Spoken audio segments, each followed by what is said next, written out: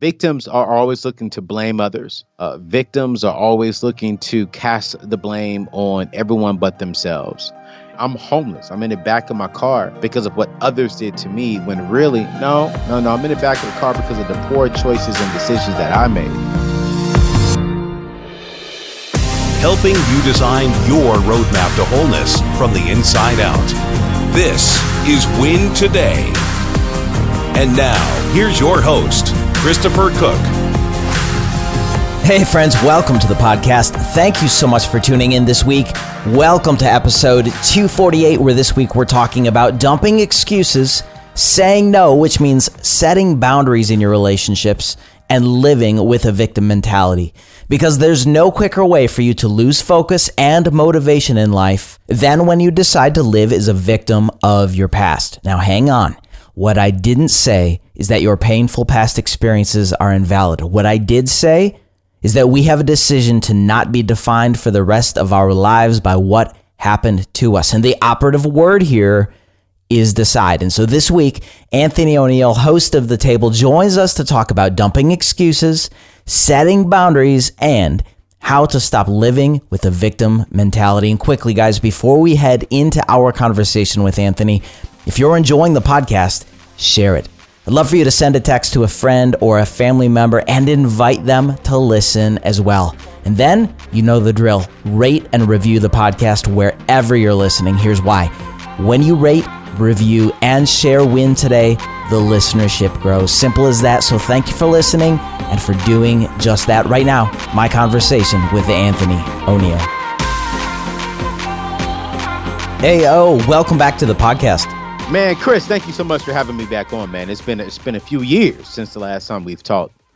You've helped me promote my book and helped me get it out there to be a #1 national bestseller. So when I got the invite to come back, I was honored and I jumped right on the opportunity, bro. Well, I'm so glad. And Anthony, I have a ton of respect for you. So I'm glad you're here. Here's where I want to start today. Our life experiences often shape our paradigm about who we are, whether for good or for bad, and also how we're positioned in the world. But after any loss, it's tempting to take on the identity of a victim. So I want to spend some time on this with you today. Let's start with mindsets, and then we'll move to behaviors. How does a victim mindset manifest today for people you help and for yourself? Yeah. You know, I think one of the main things for me when it comes to being victimized is really stepping back and identifying your why. You know, why are you doing the things that you're doing? You know, there are certain things that we can focus on and that we should focus on, but there are certain things that we just can't control. And so for me, I refuse to have the victim mindset. I refuse to focus on things that I cannot control. There are things that are out of my control that are even unfair for everybody. But if I can't control it, I'm not going to allow that to surface. I'm not going to allow that to hold me back. And so what I've realized is you got to transition from a victim mindset to a victor mindset, and focus on the things that you can be victorious over. You can be victorious over getting out of debt. You can be victorious over mindset things. You can be victorious over a lot of different things. So for me, when it comes to shifting that mindset from a victim to a victor, number one, focus on the things you can control and pray over the things that you cannot control, because God can shift those things. Then number two, step back and identify your why. Because here's the truth. We're all going to experience some hurdles. We're all going to experience some headaches. We're all going to experience a lot of different things. But if your why makes you cry, then the price of commitment will be well worth it. And so for me, those are the two things that I really focus on to come from a victim to a victor mindset. Hey, stay there for a minute. If your why makes you cry, then you're going to do the things to fight for it, to stay committed. Unpack that. Yeah, unpack it. So here's what I normally tell people. If your why doesn't make you cry, then the price of commitment will make you cry. Let me say that again. Yeah. If your why is not so deep down inside of you, if your why doesn't get you emotional, if your why doesn't bring tears to your eyes, if your why doesn't really make you get emotional, then the price of commitment, the price of what it would take to become successful, the price of what it would take to get out of debt, the price of what it would take to get that pay raise, the price of what it would take to start that business, the price of what it would take to raise your children will make you cry. then you never want the process to really make you cry. You want the journey. You want the experience to bring emotional and joyful tears. But if your why doesn't make you cry, you're not going to push through the hurdles. You're not going to push through the struggles. You're not going to push through the long, dreadful, harmful days. And so for me, if you want to get that victor mindset, if you really want to establish a sense of success, man, what you got to do is step back and identify your why. What is your why? You know, Chris, a lot of people, when I say that, say, well, Anthony, what's your why? Well, that's easy. You know, I came into this world crying, but I want to leave this world smiling. I came out of my mother's womb crying. Didn't know why I was crying, but I was crying. I was a newborn. But when I leave this world, I want to leave this world smiling.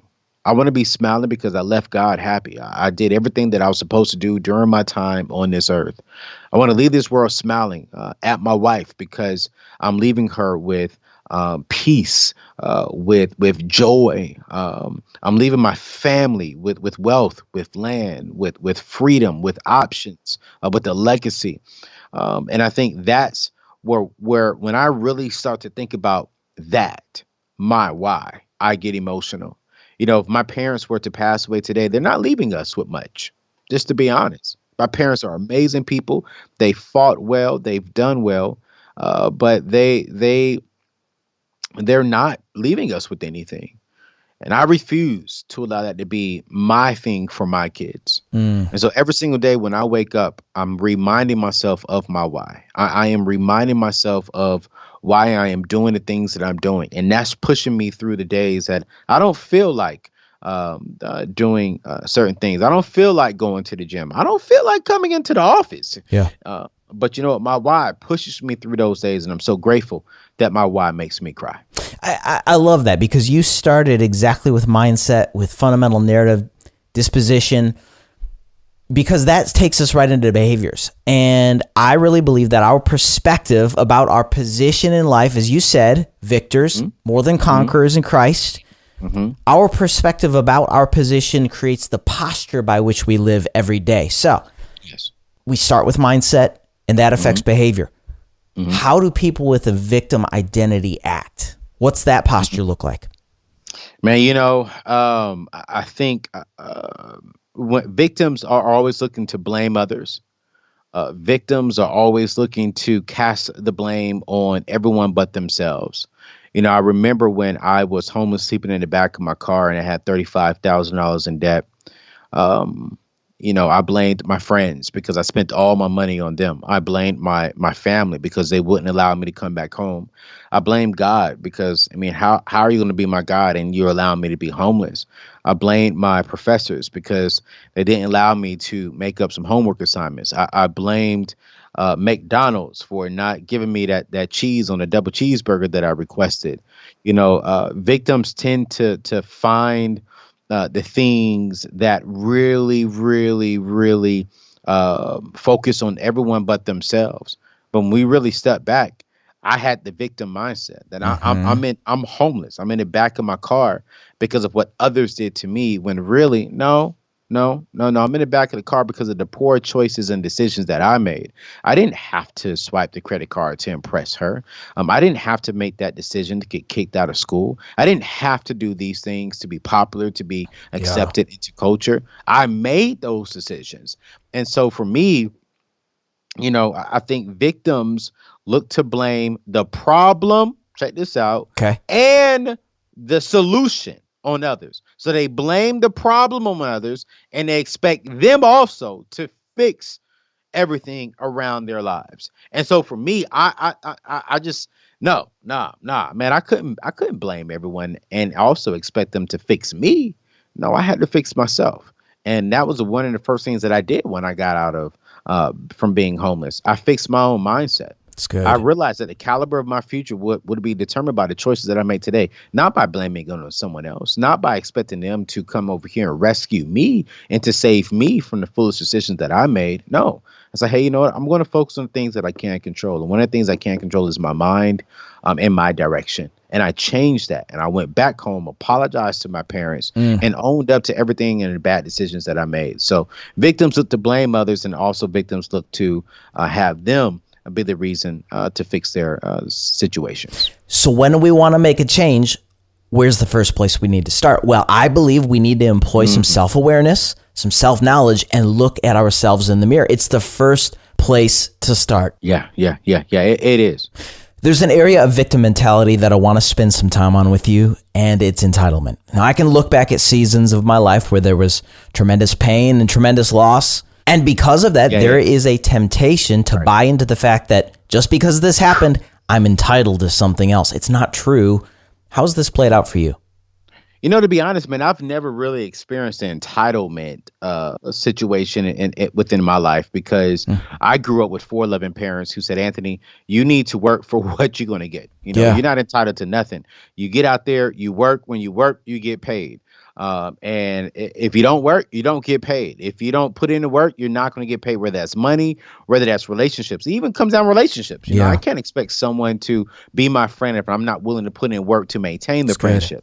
So I've never really had that whole entitlement thing. I've always been willing to put in the work. The only entitlement that I would say I've had, Chris, was if I put in the work, I'm entitled to the pay of what I put in.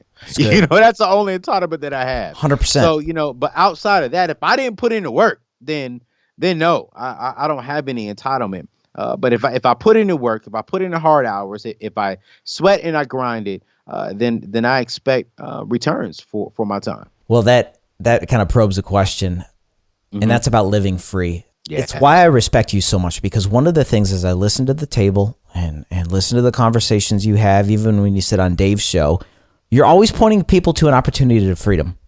Like when we take responsibility for our lives, it presupposes the fact that as we stay committed to the journey and stay diligent, the result will be freedom in some area, be it mental and emotional health, or in relationships, or in your finances, whatever. So the question is, Anthony, what does it mean in your mind to live fully free? And I'm talking about being free from something, but also free to something else, free to do something, free to be someone. You know, that's so funny, man. That statement right there is a statement that my team and I have been really, really working on doing some big things with. Live free. When I think about live freely, I think about be free to be who you are. Be free to be who God made you to be. Be free to think the way you want to think. You know, don't be in bondage. Don't be in slavery by the culture and by what people say, but be free to be you. Live freely so that you can experience everything that you should be experiencing at this present time. You know, but when I think about the word live freely, for me is, man, my parents had to work about 3 to 4 jobs, you know, throughout the week just to maintain, because we didn't have options. We didn't have freedom. We didn't have peace. You know, because my parents had to work to provide. And so when I think about me, I want people to really, really, really hear what you're saying, Chris, is live free. Be free to think the way you want to think. Be free to love the way you want to love. Be free to really step back and experience all the things God has for you. And don't follow the culture. You see, for me, I thought I was living freely, Chris, when I was following what my peers were doing, when I was following what the news were saying. I thought I was living freely because I was making all these decisions. But then I quickly realized, no, I'm living what everyone else is telling me to do. I'm living what the world is telling me to do, rather than saying, hey, what does Anthony think? How does Anthony think? What does Anthony want to do with his life? So live freely means being free and being the authentic you that you can possibly be. It's really good. Well, I think one of the tent stakes to that, and I'd love to take the conversation here, pulling a thread through the conversation, I believe living a disciplined life is the foundation. I know you've talked about that on the table and on your platform and such. How would you characterize a disciplined life, and how does it even play out for you day to day? Yeah, when I say discipline, man, you know, I think discipline is a bridge from where we are today and where we want to go tomorrow. Okay. Okay. So it's the bridge. Discipline is the bridge between where we are today to where we want to go tomorrow. And when you have discipline, you got to have intentionality. You got to be intentional around certain areas of life. You got to be intentional around finances. You have to be intentional around your relationships. You have to be intentional around your career. You got to be intentional around your spiritual goals, whatever those are. When you can focus on being intentional and keeping the discipline, if you really break down discipline, discipline is just daily habits. What are you doing every single day to get to where you want to go? And when you're intentional about staying true to these daily habits, that's when you start seeing change. That's when you start seeing improvement. That's when you start seeing growth. That's when you start seeing options. That's when you start seeing maturity. And so for me, I have discipline, but then, let's be honest, we're on your show. There are certain areas of my life where I need more discipline, like eating. I need to eat a lot better. I got to get more disciplined around working out, cardio. I hate running because if I don't get disciplined with around running, that means I'm not going to have a strong heart, strong lungs. And so now in these days and times, I'm being disciplined about that. I'm being disciplined about the caliber and the quality of friends that I have around. We're in a very sensitive season. And so I don't need relationships or friendships on both sides that are about dividing both sides. I don't need black friends who don't want white friends. I don't need white friends who don't want black friends. I need friends who want friends. So I'm being very disciplined in my life. Okay, who do I allow to speak into my life? Who am I connected to? Who are we? Where are we going? And who wants to go there with me? And so there's a lot of things that I think when we really step back, where do you want to go? And the bridge to getting there is how disciplined are you and how intentional are you with these decisions? I didn't have intention of going here, but I want to tease this for a second because I love what you're saying. And Anthony, one of my greatest passions is helping people realize that willpower-driven self-help will not turn the key on transformation in your life. I believe the root issue is the broken spirit. It is that it's like stepping on the garden hose of the source of life, which then forces you into a limited capacity of willpower. So, having said all that, how do you turn the key without relying on your own strength? Man, that is something that I'm honestly still working on myself, Chris, to be real, because I think oftentimes as human beings, we all focus on our own willpower. For sure. One of my mentors said, why power is stronger than willpower. That's it. And when you really understand your why, your will push you through. But at the same time, when you can step outside of your comfort zone, you step inside of your faith zone. When you step inside of your faith zone, that's when you activate, for us as Christians, that's when you activate Jesus to really take over your willpower. His willpower comes into place for all of us. And sometimes when I'm pressed against the wall, I do rely on my own willpower. That's something that I'm growing and I'm maturing on and really stepping back and relying on God to really be strong for that. But for me, it's about, I think if you really want to not rely on your own willpower, you got to be willing to be uncomfortable. And don't allow your comfort zone to become your kill zone. Because oftentimes when we rely on our own willpower, then what we do is we're taking it into our hands when it really shouldn't be in our hands. It should be in his hands and him guiding us and him directing us. But it's uncomfortable for us to be outside of our willpower, outside of our comfort zone, because we don't know what to expect. We don't know what's coming next. We don't know what we're about to deal with. And so I think a lot of people, including myself, I'm not going to front. Sometimes we just say, I'm going to do this. But I'll be honest, Chris, the majority of times when I try to do it myself, it didn't end well. And one of the things that I'm reminding myself, continuing to talk to my therapist about, to my spiritual pastor about, is, hey, I need help to when I am pushed against the wall. How do I really step back and all right, cool, breathe and hand this over? And that's something I'm still working on, to be honest, man. I don't want to act like I got the answer on that one, Chris. This morning I was journaling in my devotional time with the Lord and just walking through something in the last couple of days. It's just frustrating, whatever. And it'll be fine. But I said to the Lord, I really suck at casting my care because I take it back. Like, yeah, type A, achiever, I'm really, really not good at it. Yeah. Do you have what are your thoughts on that? What's your experience with it? Casting my carrots, man. It's when I'm really emotional, it's easier. It's so much easier. Yeah. Um, it's like when I'm real, oh man, God, you can have it because I'm tired of it. But I love hard. I care hard. I care for a lot of things, man. But I think for me, casting my cares is I'm still learning that too. But Yeah. when I'm real emotional, Chris, it's easy because I'm tired of carrying the weight. Mm-hmm. I really am. Well, you got me thinking today. Isn't it funny how when we're at rock bottom, the flow, it's easy to cast our care. It's like we get in our rhythm of being on our knees before Jesus and in the Word. And I think about this quote. I'm probably going to botch it, but it's something to the effect of the real test of a man isn't when he's in a time of failure, but when he's in a time of success. And I just want to remain, and I almost think that's why Jesus taught in Matthew 5, poor in spirit. I want to experience that self-emptying where I'm going, it's not by might, it's not by willpower. It's by your spirit that we move, that we breathe, that we have our being. And the reason I say that is because there are a lot of people listening in their 20s, in their 30s, like you and me.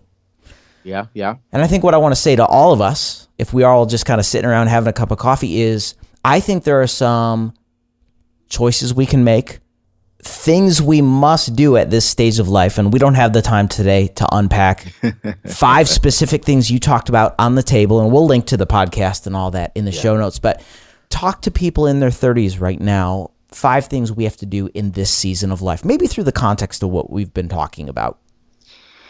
Through the context of what we're talking about when it comes to success is, for me, here's the very first one. And I actually didn't even talk about this one in the show. It's actually coming out here in a little bit.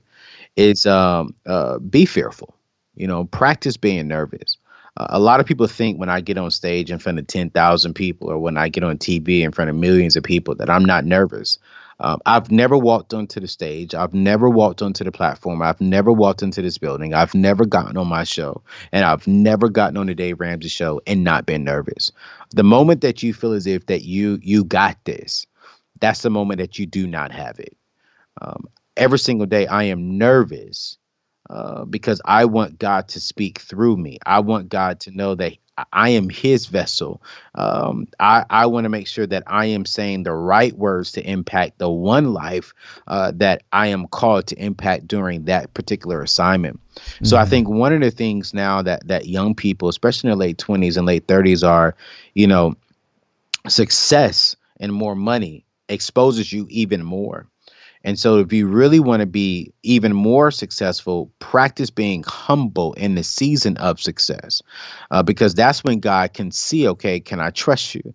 When you get on the big platforms, practice a little bit. You should be a little nervous. You should be just a little scared, a little fearful, and use that energy to activate not your willpower, but his willpower through you.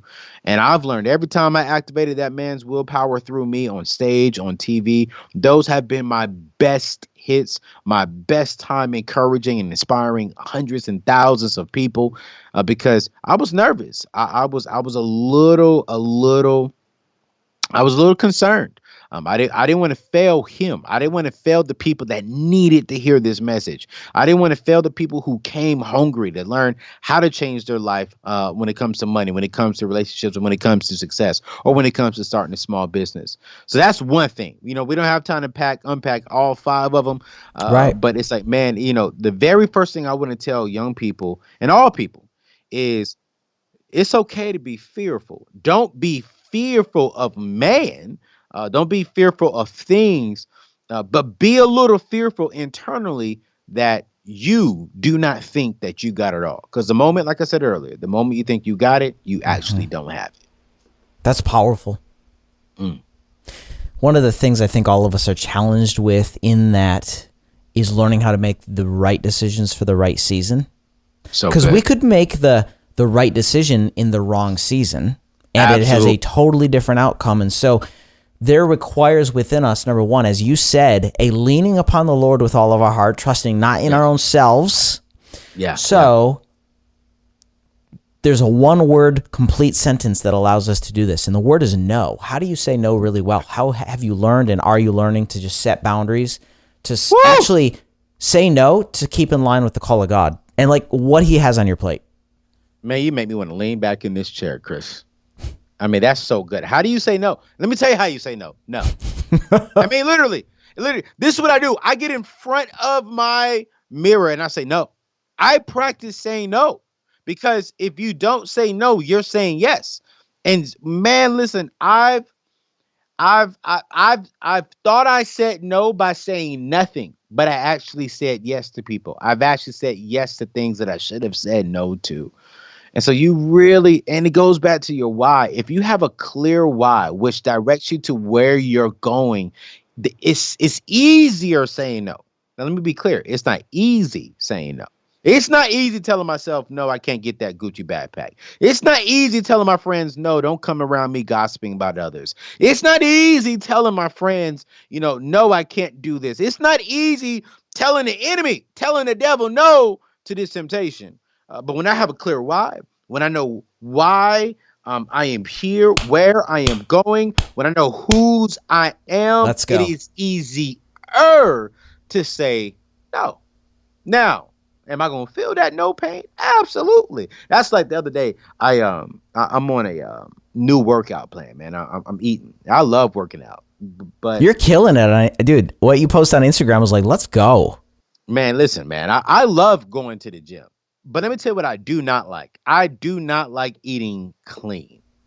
Isn't it funny that your body feels so weird when you eat healthy food, but it feels so good when you eat unhealthy food? Isn't that just so weird? Like, well, wait a minute. I can go eat a double cheeseburger and feel great, but then go eat some salmon and a salad and feel horrible. Like, wait, what just happened? And so for me the other day, man, oh my gosh, I was hungry and I said, I just need something with flavor. And so my boys invited me to come go out to eat. So we get there and man, this steak was looking so good. And I said, oh my gosh, I ordered the steak. The steak got in front of me with some mashed potatoes, some good old soybeans, macaroni and cheese. And I was like, yo, I looked down at the camera. I looked down at the food.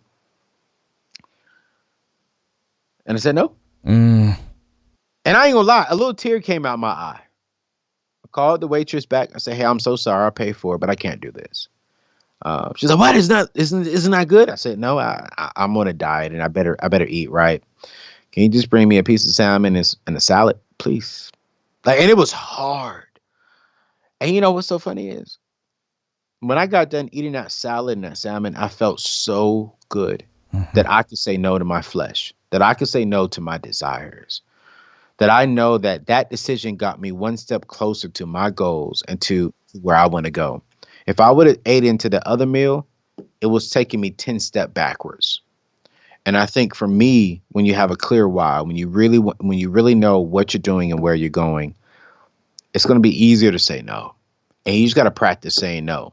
And the hardest person to say no to is not your friends. It's not even a God. It's not even your people. It's to yourself. Yes, sir. And so I get up every single morning and I practice looking at myself in the mirror. No, I just say no, nope, nope, nah, bruh, nope, ayo. No, man. Come on. No. I practice saying it because I'm the hardest person to say no to. I know I got to get you out of here, but I want to say this, everyone listening right now, lean into this. Transformation beats self-help and why power beats willpower. Anthony, I know you got to get out of here. Zip this conversation up. Let's run a thread through this. Leave people with a takeaway, a call to action. People in their 30s, we want to dump the victim identity. We want to dump the excuses. Let's do this. Fill that blank. Yeah. The key thing I said it earlier that I really want you all to hear. I'm going to get closer to the mic because I really want y'all to hear me say this. The caliber of all of our futures will be determined upon the decisions we make today. And if you make the decision to be the victim, you will be the victim today. You'll be the victim tomorrow. If you make the decision to blame everyone else, you will continue blaming and preventing yourself from building something tomorrow. If you make the decision to not be determined, to not have intentionality, your tomorrow, your future will not be bright. So if you really want to be successful, if you really want to accomplish everything that I believe God has called you to accomplish, make the right decisions today. Because these decisions today, added with tomorrow, added with the next day, will change the caliber of your future. And let me just free you. We're not all of us are, we're not going to always make the right decision. And that's okay. But if we can have more positive decisions than negative decisions, we'll have a better and a brighter future. Amazing. To learn more about me, man, just go to anthonyneal.com. Come check me out on the show after you listen to my boy Chris show. Now I still want you to rock with him because he's doing some great things over here. But then when you get done with his podcast, come on over there and holler at the table with Anthony ONeal, and we'll continue the conversation. We will link to all of that in the show notes. And guys, I'm just telling you, it's a phenomenal podcast. I love my Ramsey family, and dude, yeah. I appreciate you. I value you. I love what you're doing. I'm proud of you. Go get it. I'm proud of you, dude. Hey, man. Thank you so much, man. I appreciate you so much for having me on the show. I got to get you on my show next, man. We just got to have a good conversation. I'd love to. Let's make it happen. Oh, for sure, man. Let's do it, man. wintoday.tv/episode 248. That's the place to access show notes. Guys, in there, I put a link to Anthony's show, the YouTube channel, his book, and really all of the resources from Anthony ONeal and the table. But I hope you enjoyed that conversation as we head into the month of July shortly. Wow, time is flying. But hey, next week, right here on the podcast, Henry and Alex Seeley, pastors of the Belonging Company in Nashville, Tennessee, join me. We're talking all about core values that will shape our lives from the inside out, as well as deception and bitterness. It's a powerful conversation. Here's a preview. Obedience is so much easier when you're listening. It's harder when you're working. Well, I think with that too, the temptation for people, if you don't, getting back to the whole identity in the midst of this obedience situation, if you don't understand, if you're not grounded in this, then you're gonna be so busy, always feeling like I've got to keep up with this. I've got to, that particular person or that artist or that ministry or that church or that whatever, looks like that. They've got that many followers. That's what they're doing on their social posts. That's what, blah, blah, blah. And not that we can't learn from people along the way, but, there's been, even in the 7 years since we, I guess officially started as a church here at the Belonging, there's been so many things that we could have done that could have actually accelerated our growth, could have accelerated our, influence, if you want to look at it in those terms. And none of those things are necessarily bad, except that I don't want to act unless God says, hey, this is the place that we're going. Otherwise, we're going to be busy and not fruitful. Next week, Henry and Alex Seeley join me. Don't miss this conversation. Thanks again for joining the conversation this week right here on Win Today. I believe people just like you should be able to live successful, meaningful lives, and that's why I want to invite you to join the inner circle of readers on my email list who get weekly, well-researched self-improvement tips. So right now, go to wintoday.tv to sign up. It's absolutely free. And lastly, whether you're a new listener or have been listening to the show for a while, I'd really appreciate your rating and review of Win Today on the Apple Podcast app. So right now, will you write a short, honest review? Doing so helps expand the listenership of Win Today, and that would mean a ton to me. Thanks again for listening today. I hope you have an awesome week. We'll talk to you again really soon. Bye-bye.